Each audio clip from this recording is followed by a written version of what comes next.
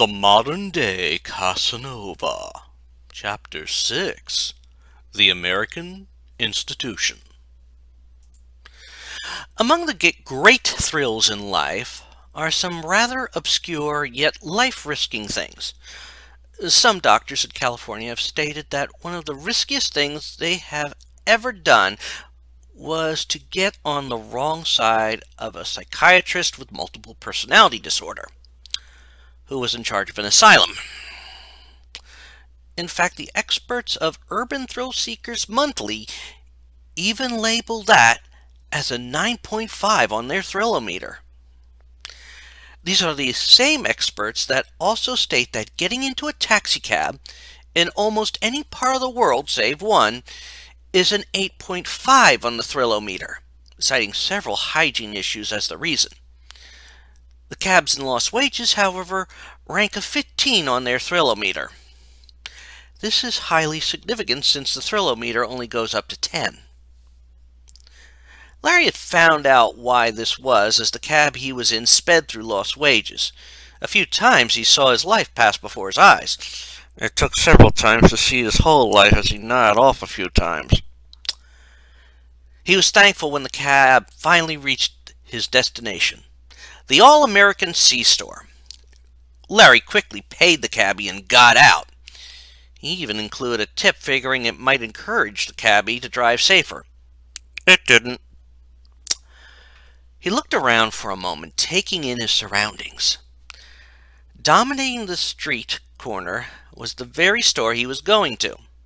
On a pole near the store was a payphone, and he resisted the natural urge of all human beings when it comes to such a device, checking the coin return for unclaimed change, which was empty.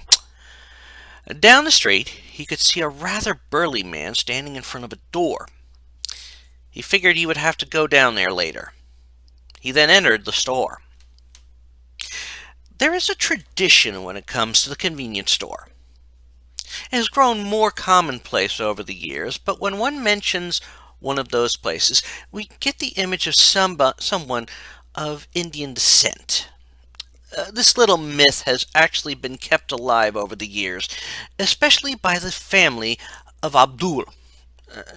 You know what? I can't even spell his last name, let alone pronounce it.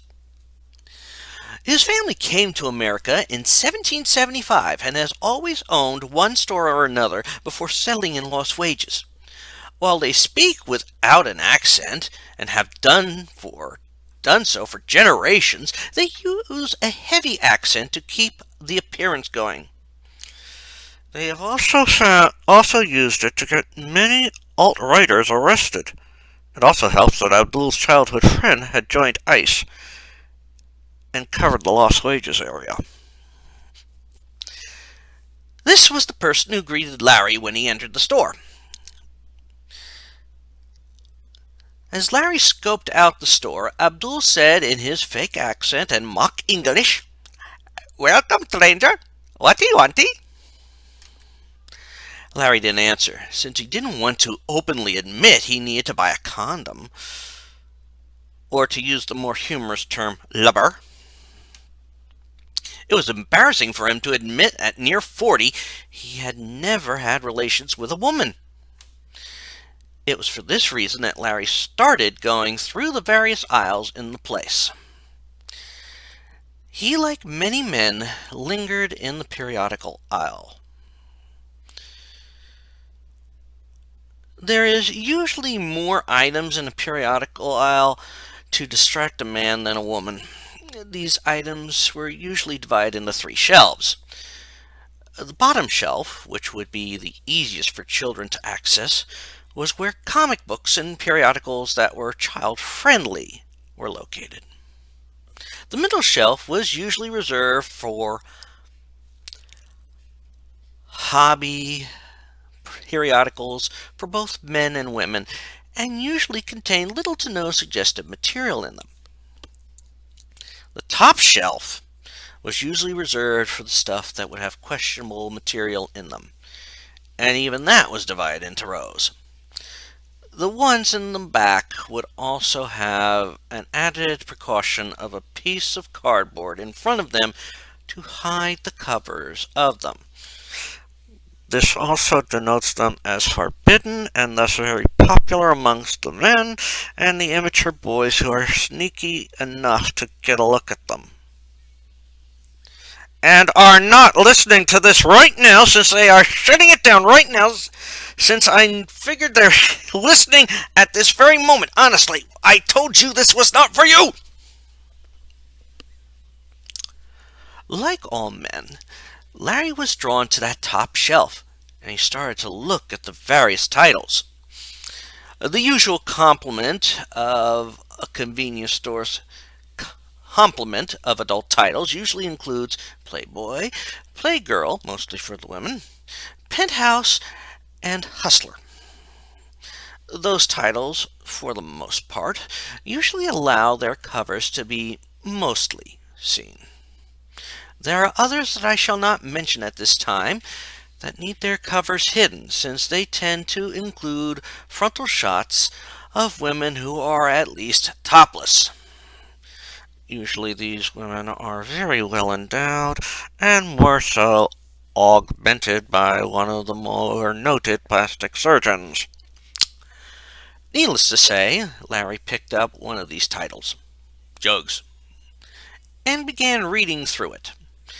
Now, he, like many men, paused to read an article in the magazine detailing how window washers would use bungee cords to secure them to whatever they needed to clean windows.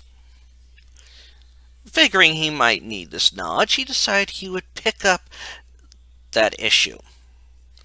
The fact that the centerfold for that issue was the noted adult starlet Chesty Turbo, noted for starting Porn Prod Corp., and being a natural J cup never factored into this decision.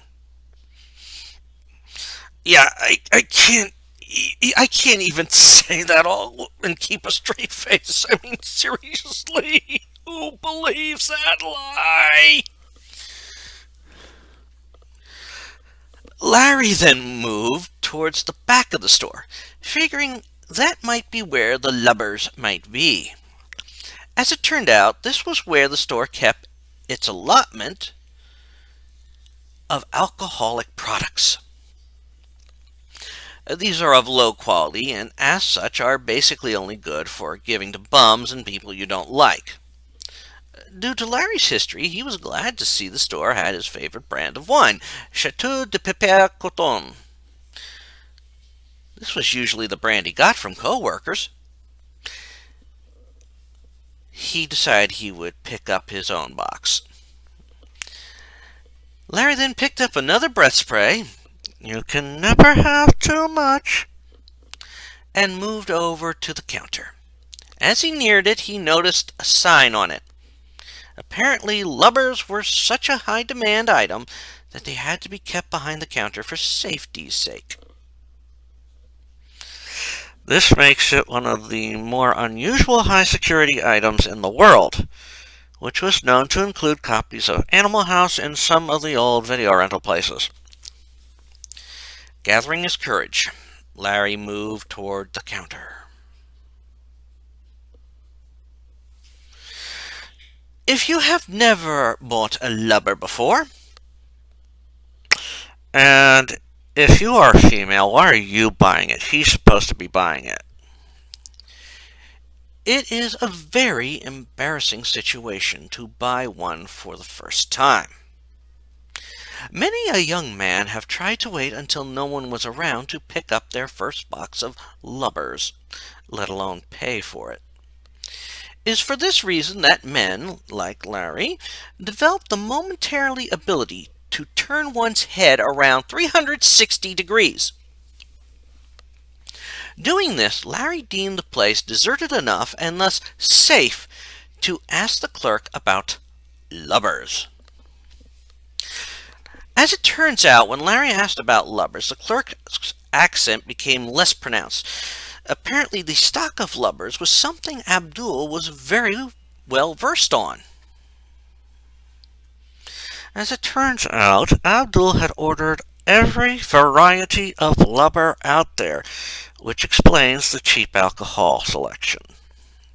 Abdul asked him various questions regarding the lubber that was needed.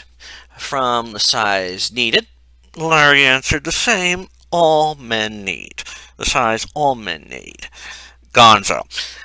To the various texture qualities, which for some reason included plaid and glow in the dark, and various things that might be needed for other activities, which I will not discuss in this entry.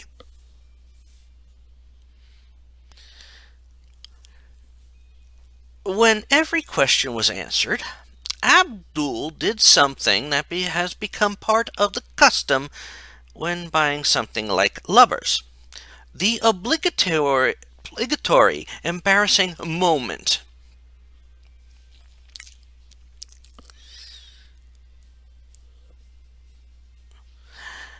Abdul basically shouted at the top of his lungs in a voice containing no accent, "Hey, look at this guy who just ordered a..."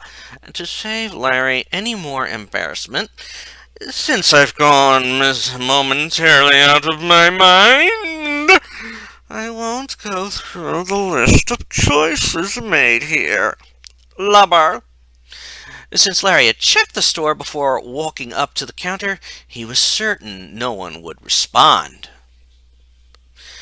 Again, given the rules of maximum embarrassment, which also explains why a very noisy room goes deathly silent when you have to shout at the top of your lungs to pass an embarrassing secret, about 20 people who could not have all arrived in the mere seconds since Larry started talking with Abdul all appeared. They popped their heads out of the aisles in the same way prairie dogs pop out of the ground and cubicle workers pop out of their cubicles when there is a loud sound. All heads swiveled to look at the counter and in one voice exclaimed, "What a pervert!" Once they all disappeared and Larry was sufficiently embarrassed, he paid for his purchases. With his wallet slightly lighter, he started heading towards the exit, pausing long enough to look around the store again. He couldn't figure out where all the people had come from, nor where they had gone to. After that experience, he wasn't sure he wanted to come back to the store. He then left the place, realizing he may have made a mistake getting the wine. He would need to get rid of it in some way before he hailed a taxi. Maybe he'd find some place up the street.